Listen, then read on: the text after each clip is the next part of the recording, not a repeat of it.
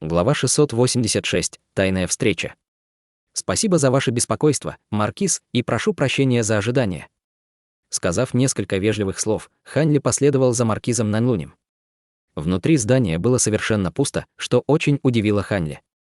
Но, проверив все своим духовным чутьем, он обнаружил повсюду колебания от ограничительных заклинаний.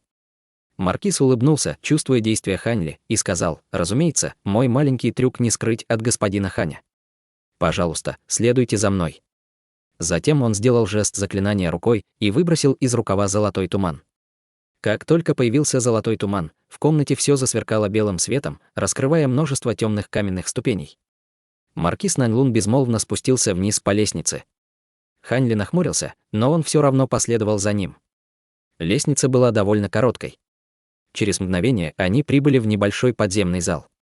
Несколько лунных камней освещали комнату мягким светом. В зале было 8 культиваторов. 6 из них сидели, а 2 других, пара мужчины и женщины, стояли рядом. Когда вошли маркиз Нанлун и Ханли, все они одновременно взглянули на них. «Это вы?» Мужчина, который стоял, невольно вскрикнул от удивления при виде появления Ханли.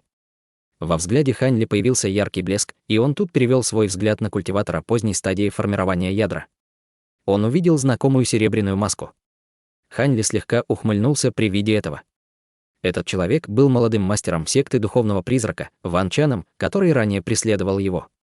На нем была все та же серебряная маска, но юношеская ярость в его глазах заменилась другими эмоциями. «Я не ожидал, что увижу здесь старого друга.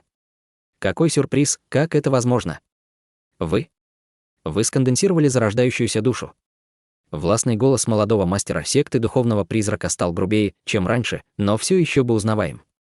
Мужчина в черном среднего возраста, что сидел рядом с ним, холодно спросил, что случилось. «Вы признаете этого господина Даоса, второй дядя, этот человек, ученик долины Желтого Клена по имени Хань?» Тогда он. Ученый средних лет был в шоке, услышав это, но тут же нахмурился и решительно проговорил: «Нет необходимости вспоминать об этом. Теперь Даос Хань является настоящим культиватором. Он одного уровня с нами». Затем он мягко улыбнулся Ханли и любезно проговорил: «Я мастер секты духовного призрака, Ван Тингу. В прошлом мой племянник переоценил свои способности и совершил много преступлений, но я надеюсь, что господин Хань забудет обо всем ради меня. Все это в прошлом. Столько лет прошло, как я могу до сих пор таить обиду. Вам не о чем беспокоиться». Ханли взглянул на мужчину в черном и улыбнулся так, будто это и правда было в прошлом. Однако Ханли внутренне усмехнулся. Молодой мастер секты духовного призрака дважды пытался убить, фактически заставил его рискнуть покинуть небесный южный регион. Разве он мог спустить все на тормозах, если бы здесь не было столько культиваторов зарождающейся души, в том числе мастера секты духовного призрака, Ханли бы тут же убил Ван Чана. Сейчас единственное, что он мог сделать, это проверить остальных культиваторов, являлись ли они культиваторами дьявольского «да». Если бы он не сдержал свою обиду под контролем, возможно, он был бы окружен. В этот момент маркиз Нанлун воспользовался возможностью и перебил их: «Хе-хе, значит, господин Хань на самом деле из долины Желтого Клена. Я изначально полагал, что вы пришли из секты дрейфующего облака. Однако, здорово, что вы забыли прошлые разногласия. В конце концов, я уверен, что все, кого я пригласил, не хотели бы стать свидетелями такого несчастного случая». Ван Тингу улыбнулся, но, естественно, он не верил Ханли на слово, однако он просто кивнул и сказал: «Открытое сердце господина Даоса заслуживает восхищения. Вы можете быть совершенно спокойны, когда я вернусь, я накажу своего племянника. Но то, что вы всего 100 лет назад находились на стадии заложения фундамента, а теперь смогли сконденсировать зарождающуюся душу, действительно заслуживает восхищения. Возможно, еще 100 лет, и вы сможете достигнуть поздней стадии зарождающейся души. Поскольку у нас очень скудные способности, для нас это практически недостижимая цель». Как только он сказал это, все вдруг изменились в лицах. Ханли внутренне проклял мастера секты духовного призрака. Эти слова похвалы явно были сделаны для того, чтобы сосредоточить внимание остальных на нем. Немного помолчав, загадочный человек спросил: «Неужели господину Даосу нет еще 300 лет? Мастер секты Ван, должно быть, шутит. Я только недавно вошел в стадию зарождающейся души, разве я могу надеяться на достижение поздней стадии зарождающейся души? Для этого мне потребуется бесчисленное количество лет». Ханли попытался сменить тему. В этот момент он обнаружил, что рядом с Ван Чаном стояла красивая женщина на поздней стадии формирования ядра. Она также стояла за Ван Тингу. Судя по ее спокойному виду, было ясно, что она необычный персонаж. Он слышал, что верхушка клана, Янь главного клана государства, Юэ тайно покинула страну и присоединилась к секте духовного призрака. Кроме того, эта женщина Янь Жуянь вышла замуж за Ван Чан и получила небесные духовные корни. Хань Ли догадывался, что женщина перед ним была именно она. Остальные 6 были культиваторами зарождающейся души. Единственным культиватором на средней стадии зарождающейся души, помимо маркиза, был безбородый старик в белом. Окинул присутствующих взглядом, взгляд Хань Ли вдруг остановился на старике, и он невольно вздрогнул. В его взгляде отразился ледяной холод. Однако Хань Ли случайно повернул голову, стараясь избегать его взгляда. Когда старик увидел это, он слегка улыбнулся. В этот момент маркиз Наньлун предложил Хань Ли сесть. Без всяких колебаний Хань Ли нашел пустое место и сел с задумчивым выражением на лице. Затем он тайно взглянул на Ван Чана. Хотя молодой мастер секты духовного призрака был в ужасе, но в присутствии Ван Тиньгу ему удавалось сохранить спокойствие. Несмотря на это, он все еще испытывал огромное беспокойство в отношении того, что, по-видимому, ему предвещал взгляд Хань Ли. Раньше они были на одном уровне культивации, но теперь Хань Ли был на стадии зарождающейся души, и это вызывало большую тревогу у Ван Чана. Между тем, Янь Жуянь со сверкающими глазами смотрела на Хань Ли. Было неизвестно, о чем она думала. Заметив это, Хань Ли ухмыльнулся и перестал больше на них обращать внимание. Будучи лидером встречи, маркиз Наньлун встал в центре и заговорил серьезным тоном. «Господа, среди нас есть даосы праведного и дьявольского да, а также несколько бродячих культиваторов. Однако, все мы похожи тем, что все мы обладаем чрезвычайно мощным духовным чутьем. Вот почему я собрал вас всех здесь сегодня. Некоторые из вас, очевидно, догадывались об этом, но сейчас я всех вас веду в подробный курс дела. Затем каждый из вас сможет принять решение. Если вы не проявите желание участвовать в этом, я не буду давить на вас». Эти слова заинтриговали Хань Ли, его сердце затрепетало от волнения. Культиватор с серьезным выражением лица, который сидел напротив ученого в черном, вдруг сказал «хе-хе». «Остальные меня не волнуют, однако, только не говорите мне, что у этих младших из секты духовного призрака духовное чутье совпадает с нашими». Сказав это, он взглянул на Ван Тиньгу как на врага. Маркиз ожидал, что это произойдет, и заранее подготовил ответ: «Господин Даос Лун, не обращайте на это внимания». Хотя уровень их культивации оставляет желать лучшего, они владеют тайными техниками. Если объединить их духовное чутье с нашими, это обеспечит нам значительным импульс. Вы должны знать, что трудно найти культиваторов с духовным чутьем, столь же могущественными, как наши с вами. Культиватор с серьезным лицом ответил с равнодушным выражением лица: «Раз так, сделаем вид, что я ничего такого не говорил». Остальные культиваторы не возражали против этого и выжидательно взглянули на маркиза Наньлуна. Маркиз медленно пронесся взглядом мимо всех присутствующих и сказал: «Причина, по которой я собрал всех здесь, это путешествие в долину Мауланей». Долину Мауланей. Слова маркиза Наньлуна стали большим сюрпризом для большинства присутствующих, включая Хань Ли.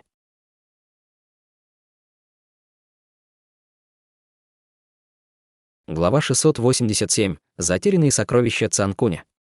«Брат Нанлун, вы правда сказали долина Мауланей?» Культиватор с серьезным выражением лица нахмурился так, будто ушам своим не верил. Другие культиваторы чувствовали себя так же. Хотя все они были опытными эксцентриками, они не могли сохранять свое спокойствие, услышав слова маркиза Наньлуна. Маркиз Наньлуна спокойно объяснил: «Вы, кажется, меня неправильно поняли. Я не имел в виду, что мы отправимся вглубь долины Мауланей, а всего лишь отойдем на 50 км от границы». Культиватор с серьезным выражением на лице покачал головой, словно все еще опасаясь этой идеи. Это все равно слишком опасно. Мауланские племена уже много лет оттачивают свои силы и становятся все беспокойнее. Границы долины Мауланей уже опасная зона. Боюсь, что там уже есть воины-заклинатели уровня зарождающейся души. Хотя только некоторые из этих воинов-заклинателей обладают магическими сокровищами, их уровень культивации все равно наравне с нашим. Кроме того, их духовные техники не только мощные, но и хорошо приспособленные. Если нас обнаружат, нам не удастся уйти целыми и невредимыми. Маркиз Наньлун угрюмо сказал: «Разумеется, я знаю обо всех этих опасностях. Ранее мне доводилось сражаться с воином-заклинателем уровня зарождающейся души в течение 3 целых дней. Хотя мы были на одном уровне культивации, его магическое сокровище значительно уступало, поэтому битва зашла в тупик. В этом случае есть веская причина, по которой вы хотите туда отправиться. Ради чего брат Наньлун решил подвергнуть себя такой опасности? Хе-хе, брат Ван очень сообразительный. Знакомо ли вам, господа, имя мастера Цанкуня? Яркий блеск вспыхнул в глазах старой женщины, которая молчала до этого. Мастер Цанкунь. Разве это не безумный культиватор, который смог победить праведного и дьявольское да 5000 лет назад? Со странным выражением на лице, маркиз Наньлун сказал: «Вы правы, леди Тай. Это тот сумасшедший, который в прошлом победил как праведное да, так и дьявольское». Хотя никто официально не признавал этого, он был самый смелый и безумный бродячий культиватор того времени. У него были глубокие способности, с помощью которых он поразил множество страшных противников в небесном южном регионе. Даже великий старейшина секты гармоничной связи и лидер Альянса праведного да, фигурирующие в то время с обеих сторонах, не знали точно, могли бы они его победить. Ван Тингу спросил со странным выражением на лице: «Значит, вы хотите сказать, это дело как-то связано с этим безумным культиватором?» Маркиз Наньлун сказал серьезным тоном: «Все так, как сказал брат Ван. Мы отправимся туда, где умер мастер Цанкунь. Это тщательно скрытая пещерная резиденция».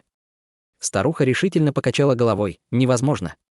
Разве этот сумасшедший не был убит в окружении множества врагов?» Маркиз Наньлун слегка улыбнулся и хотел было начать объяснять, но его опередил другой культиватор средней стадии зарождающейся души. Этот старик в белом внезапно сказал: «Мастера Цанкуня не убили в той атаке. Скорее, он был вынужден сам взорвать 2 своих марионеточных воплощения, чтобы сбежать. Окружившие его враги решили, что вместо воплощений было его настоящее тело. Однако эта битва сильно повредила жизненную силу мастера Цанкуня, и ему было чрезвычайно трудно восстановить его способности. В результате он провел несколько лет в своей пещерной резиденции, пытаясь восстановиться, а его изначальная пещерная резиденция исчезла без следа. Мы вместе с господином Дасом Наньлуном недавно обнаружили место его смерти, мы наткнулись на это остаточное послание. Как только мастер Цанкун исчез, он пересек долину падения демона и был первым, кто смог выжить в ней». Старуха внезапно вскрикнула от удивления: «Он вернулся из долины падения демона. Как это возможно?» Все, кто услышал эту историю, почувствовали, как по спине у них пробежал холодный пот. На мгновение они были потрясены этой информацией и задумались над ее правдивостью.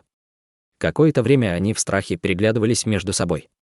Культиватор с серьезным выражением на лице проговорил, слегка усмехнувшись: «Даже если это правда, какое отношение это имеет к долине Мауланей?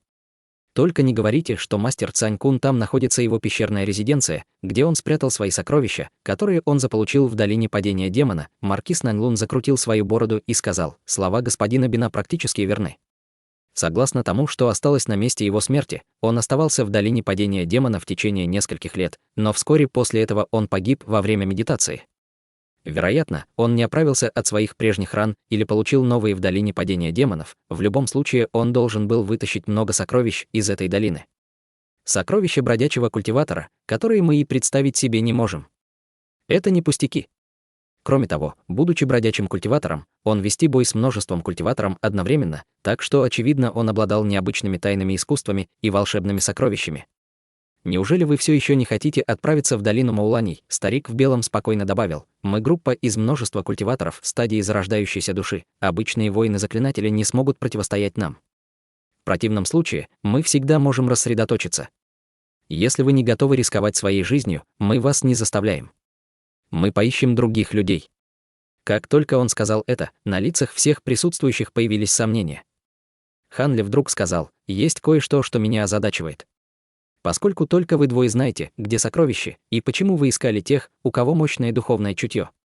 Неужели это как-то связано с тем, насколько хорошо скрыта пещерная резиденция?» Маркиз Наньлун ответил: «Как раз собирался рассказать об этом. Если бы мы могли сами приобрести сокровище, мы бы спокойно монополизировали его. Однако, найти его пещеру нам удалось, только когда мы приблизились к долине Мауланей. К сожалению, резиденция пещеры окружена древней защитной формацией. Несмотря на все наши усилия, мы не смогли прорваться через нее. Разумеется, мы не посмели задерживаться в долине Мауланей слишком долго. Мы запомнили особенности формации и вернулись в небесный южный регион. Перешерстив огромное количество различных записей о древних формациях, мы в конце концов обнаружили, что эта древняя формация является великой формацией ограничения души, которая нынче уже утеряна». Ван Тингу удивленно проговорил: «Великая формация ограничения души. Разве это не одна из 10 великих древних формаций? Откуда она там?» Большинство культиваторов и не слышали прежде об этом древней магической формации, но их сердца непроизвольно задрожали от ее названия.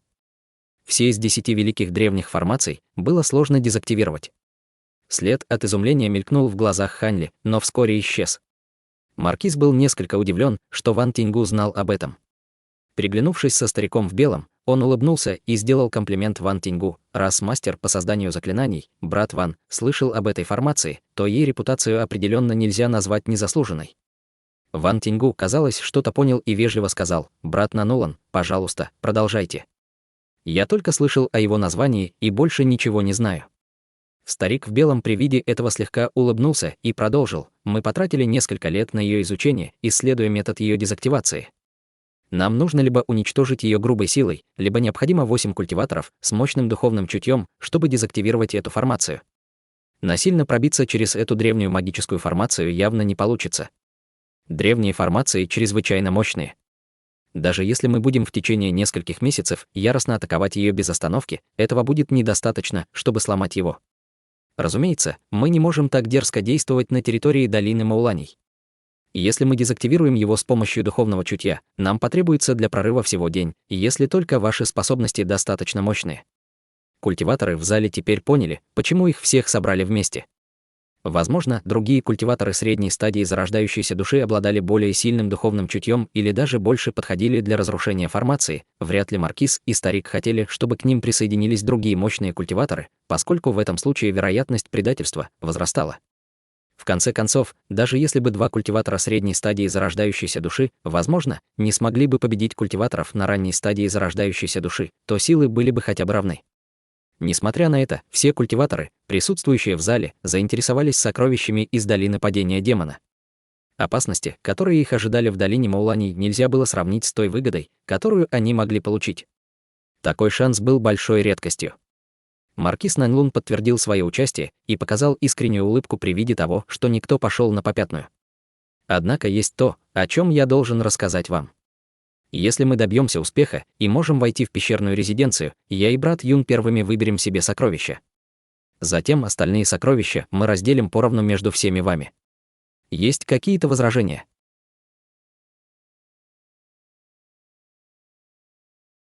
Глава 688. Опасность в пустыне. Никому не показалось странным, что маркиз Нанлун и старик в белом по имени Юнь будут первыми выбирать сокровища. Поскольку они были основателями этой экспедиции, а также обладали самым высоким уровнем культивации, было вполне естественно, что они должны были получить большую долю сокровищ. В избежание возникновения каких-либо непредвиденных обстоятельств, все сразу же согласились с планом. Они решили выдвинуться за 2 дня до окончания ярмарки. Приняв клятву о неразглашении этой информации, клятва демона сердца, встреча была завершена. Хань Ли заметил, что маркиз и старик по имени Юнь выглядели довольно уверенно, словно не боялись, что культиваторы на ранней стадии зарождающейся души попытаются провернуть какие-либо трюки. Учитывая расположение и технику снятия магической формации, было вполне вероятно, что они попытались бы придумать какие-то грязные схемы. Разумеется, Хань Ли тоже об этом думал. С тех пор, как он достиг стадии зарождающейся души, его искусство владения лазурным мечом шло невероятно медленно прогрессировало из-за отсутствия подходящих лекарственных таблеток. Хань Ли прикинул, что, даже если он будет горько культивировать в течение 300 лет, он все равно не достигнет пика ранней стадии зарождающейся души. Что касается того, сможет ли он достигнуть средней стадии зарождающейся души, то тут оставалось полагаться только на удачу, а не на его способности. Культиваторы, которым удавалось достичь это, были люди с удивительной способностью. Изначально Хань Ли планировал, что будет усердно культивировать после окончания ярмарка в течение 100 лет. Как только он достиг кое-какого прогресса в своем искусстве культивации, он тут же покинет свою пещерную резиденцию и отправится в какие-нибудь развалины древних культиваторов или землю, богатую природными сокровищами. Только так он смог бы найти возможность перейти на следующий уровень культивации. Но теперь, когда Хань Ли услышал о сокровищах знаменитой долины падения дьявола, он не мог упустить их. Возможно, это была та возможность, в которой он нуждался. Другие, вероятно, думали точно так же. Эти эксцентрики стадии зарождающейся души застряли на ранней стадии в течение многих лет. Возможно, им больше не представилась бы подходящая возможность для прорыва. Техники и лекарственные таблетки имели для них решающее значение. Конечно, поскольку молодой мастер секты Духовного Призрака путешествовал вместе с ними, Хань Ли бы не стал упускать возможность убить его. Даже если бы Ван Тиньгу стал свидетелем этого, это бы ничего не изменило. Дьявольская Дао и Альянс Небесного Дао уже были врагами. Думая об этом, Хань Ли вернулся в свою резиденцию.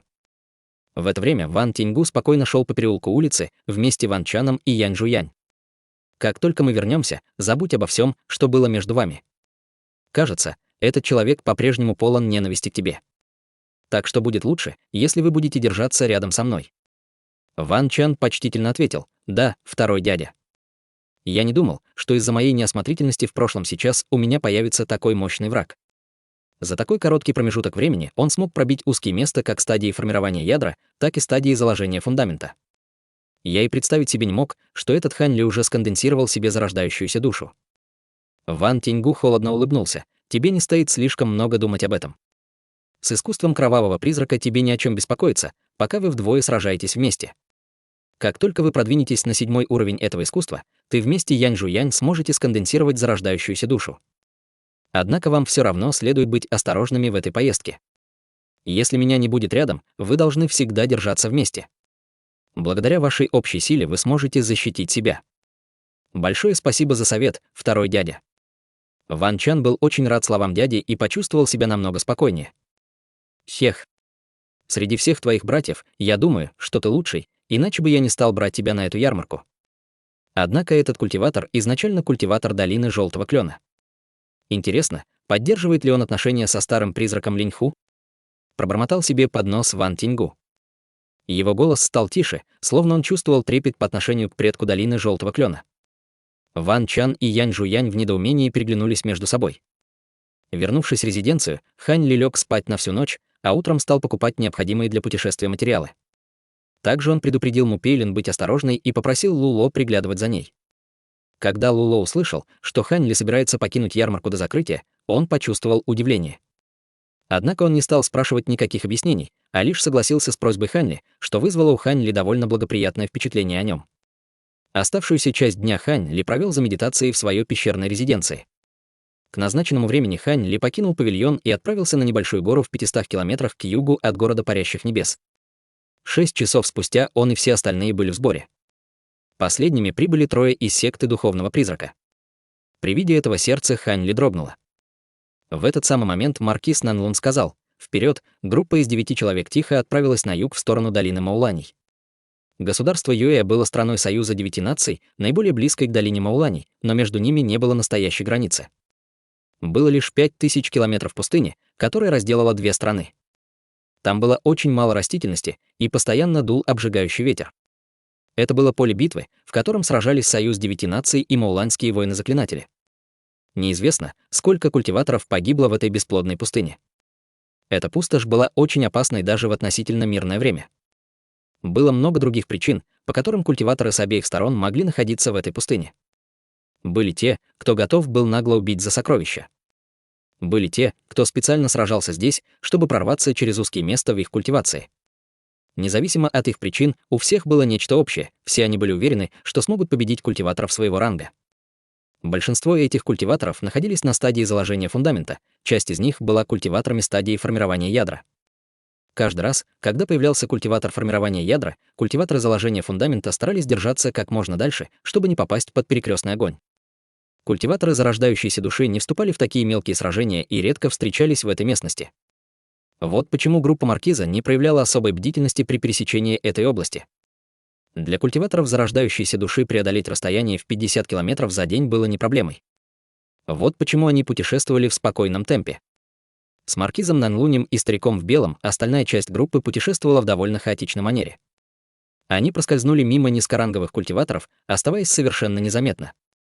Однако, через час их полета старик в белом внезапно остановился. Маркиз Нанлун с удивлением спросил: «Брат Юнь, что случилось?» Он тут же стал сканировать своим духовным чутьем окружающую местность. Старик по имени Юнь слегка прищурился и торжественно сказал: «Перед нами огромный шторм». «Это слишком подозрительно». «Огромный шторм? Что ты имеешь в виду? Разве это не просто ветер?» Удивленно спросил маркиз Нанлун. Затем он высвободил свое духовное чутье и исследовал этот шторм. Хань Ли и остальные четко слышали их разговор. Услышав то, о чем они говорили, они невольно переглянулись между собой и тут же высвободили свое духовное чутье. Хотя им еще предстояло войти в долину Мауланей, они не смели проявить неосторожность. Поскольку все они были культиваторами с чрезвычайно мощным духовным чутьем, они могли исследовать ситуацию самостоятельно, вместо того, чтобы полагаться на слова других. В результате на лице каждом из них появилось озадаченное выражение. Старая женщина угрюмо проговорила: «Этот ветер не просто подозрительный, с ним что-то не так. Такой шторм не может произойти естественным образом».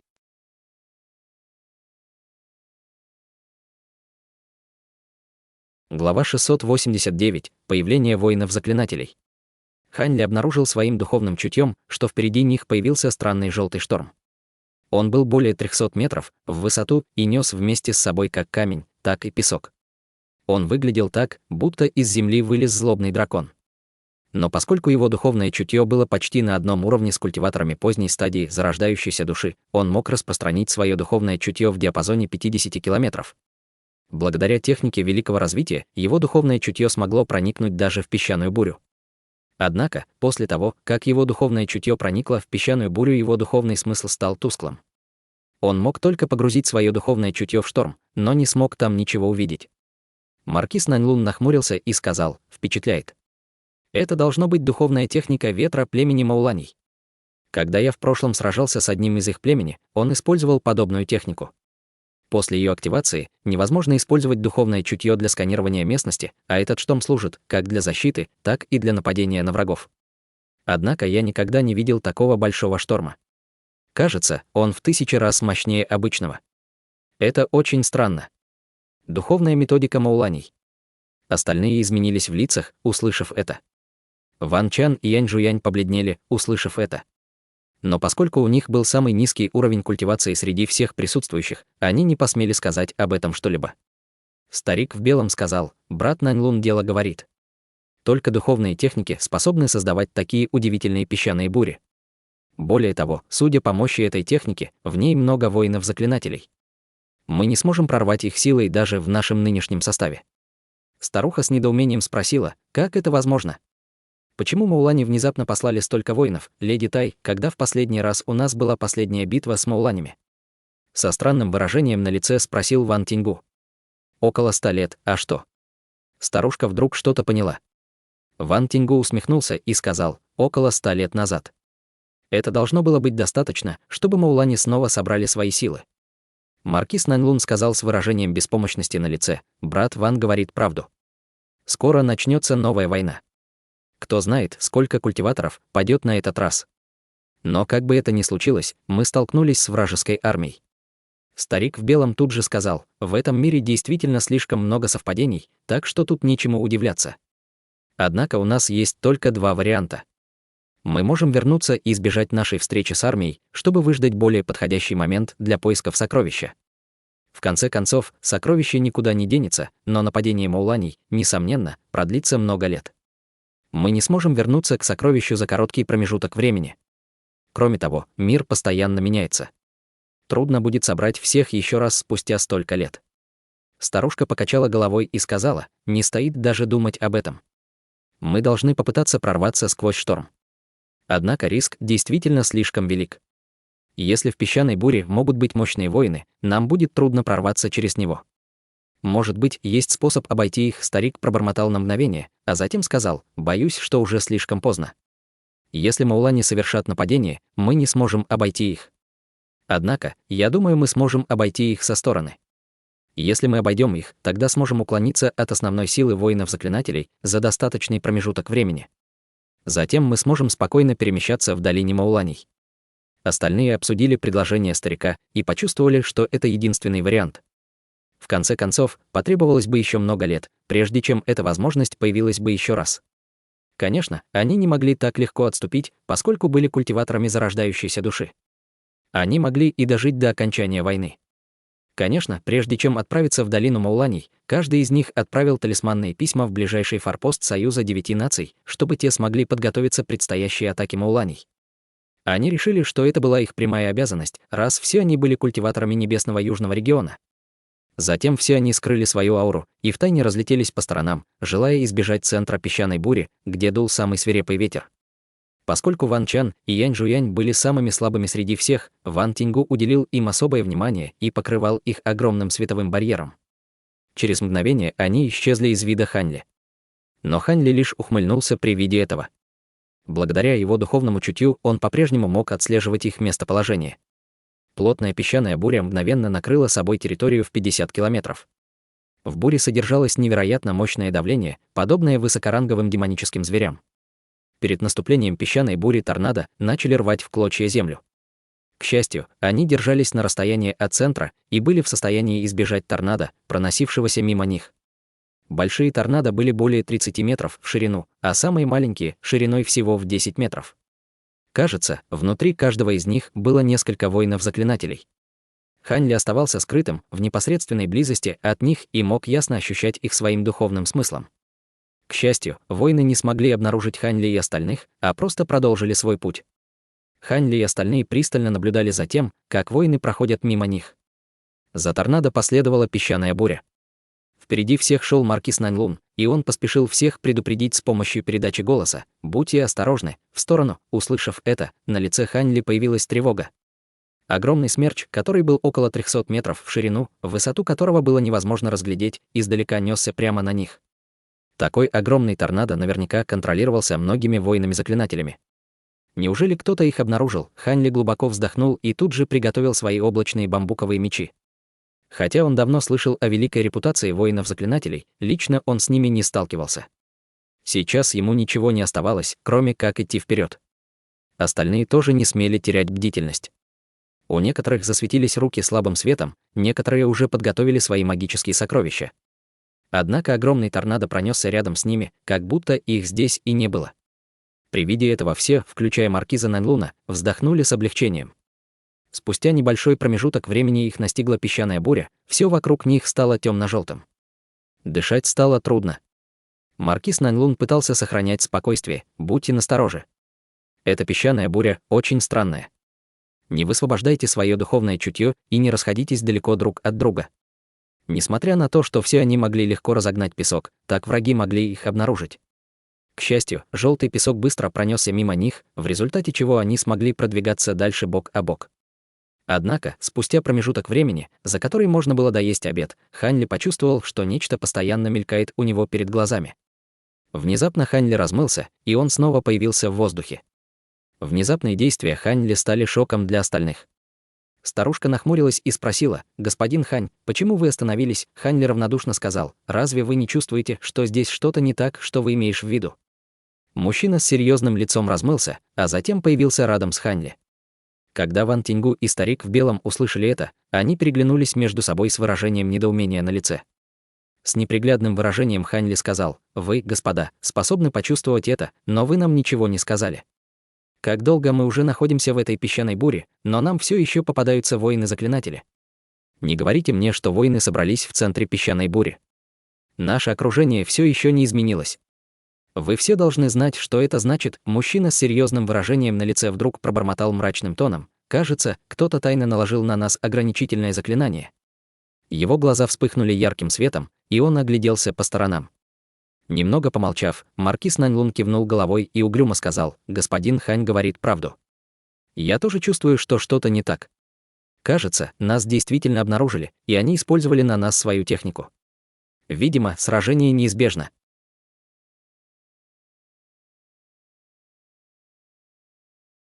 Глава 690. Великий мудрец.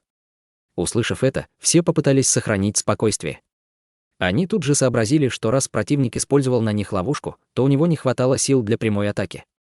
Однако они не могли оставаться в ловушке слишком долго, иначе прибыло бы подкрепление мауланей.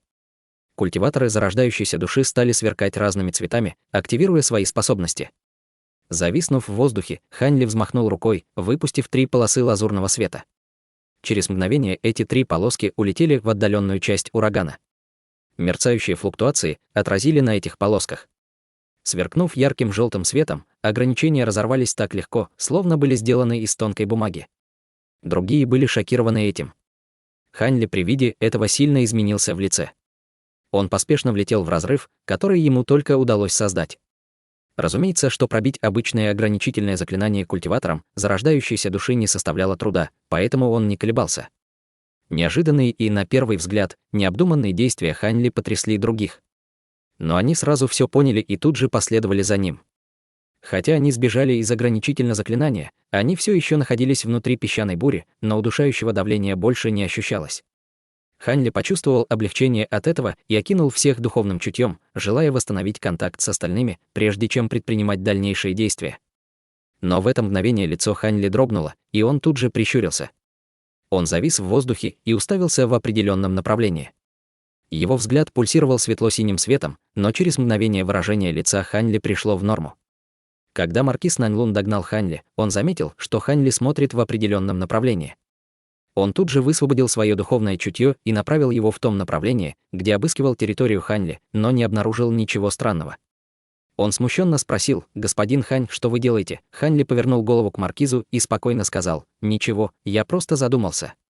В каком направлении нам идти? Трудно использовать наше духовное чутье в этой проклятой песчаной буре, и невооруженным глазом вряд ли удастся принять решение. Но также, поскольку я предвидел, что такое может произойти, у меня есть сокровище звездной линеаризации, которое очень подходит в этой ситуации», сказав, маркиз Наньлун коснулся своего пояса и достал светло-красный нефритовый диск. Держать одной рукой за диск, другой рукой он сделал жест заклинания. Проделав это, из его ладони вырвался золотой свет, высвободивший на диск талисманные иероглифы. После этого диск стал светиться красно-золотым светом. Сердце Ханьли дрогнуло при виде этого магического сокровища. Там можно было разглядеть карту звездного неба, Солнце и Луну, а также другие астрологические символы. Ханьли был очарован видом этого, другие также в любопытством смотрели на это магическое сокровище. Маркиз Наньлун не обращал внимания на реакцию остальных, а вместо этого сосредоточился иероглифы, сверкающие нефритовом диске. Спустя мгновение он отложил сокровище и сказал: «Следуйте за мной». Затем он окутал себя золотым светом и метнулся вперед. Остальные молча последовали за ним. Очевидно, они полностью доверяли Ханьли. В мгновение ок черного света Ван Тиньгу окутал Ван Чана и Янь Жуянь световым барьером и исчез вместе с ними. Однако, когда он пролетал мимо Ханьли, старейшина секты духовного призрака, казалось, мельком взглянул на него, а затем исчез. Ханьли таинственно улыбнулся при виде этого. Он заметил, что Ван Чан опустил голову и не смел даже смотреть в его сторону. Янь Жуянь, напротив, спокойно взглянула на Ханьли светящимися глазами, а затем отвернулась. Ханьли вскоре оказался позади всех. Он небрежно улыбнулся, а затем окутал свое тело голубым светом, словно собиралась бежать. Но прежде чем он это сделал, он снова взглянул туда, куда смотрел до этого со странным выражением на лице. Затем он холодно усмехнулся и улетел. В следующий момент фигура Ханьли исчезла в песчаной буре. Вскоре после того, как Ханьли исчез, вспышка ослепительного желтого света засияла из того места, где он смотрел. Огромная темная дыра внезапно появилась с земли, из которой вылезало огромное блестящее черное насекомое. Это демоническое насекомое было невероятно большим, в ширину было около 20 метров, а в длину около 12. Тело насекомого было в форме диска. Но самое жуткое было то, что на его голове было несколько десятков темно-желтых глаз, несколько тонких рогов, а также пара острых, массивных клыков. Также у насекомого было 4 черных крыла, которыми он размахивал в величественной манере. На спине этого ужасного демонического насекомого стояло 3 силуэта. Один из них сиял ослепительным белым светом, а другой был окутан странным темно-зеленым туманом, скрывающим его истинную форму. Тело последнего сверкало синей молнией, словно он был материализовавшимся громовержцем. «Великий мудрец, мы просто позволим им уйти. Неужели все так плохо?» Взволнованный голосом проговорил силуэт, покрытый белым светом, и заглянул в ту сторону, в которой исчезла группа Ханьли. Фигура, покрытая зеленым туманом, холодно фыркнула и проговорила ледяным голосом: «Разве иллюзорное заклинание их удержит? Не забывайте, что все они культиваторы стадии зарождающейся души, такого же ранга, как и мы. Самые слабые из них — культиваторы формирования ядра. Глупо думать, что наше племя Желтого Песка сможет задержать их. Но как мы объясним это мудрецу племени Небесного Ветра? Это он отправил нам сообщение, чтобы заблокировали этих культиваторов. В настоящее время армия находится под командованием его племени. Он должен был уже послать приказы собрать великим мудрецам из других племен. Не лучше ли активировать священный защитный артефакт «Дьявольский флаг»? Хотя он и не сможет причинить этим культиваторам значительного вреда, мы сможем задержать их на какое-то время, продолжил силуэт белого света с нескрываемой тревогой в голосе. Фигура, окутанная зеленым туманом, выругала его: «Чушь! Разве мы можем по пустякам использовать наш священный артефакт? Предки нашего племени Желтого Песка приказали использовать его только в том случае, если наше племя окажется на грани гибели. Что с того, если мы задержим их с его помощью на какое-то время? Учитывая их способности, они все равно прорвутся сквозь него, уничтожив знамя. Что мы тогда делать будем? Без священного знамени, как мы сможем защищать наше племя в течение многих десятков лет после этого? Нас смогут уничтожить даже мелкие племена. Я был невнимателен.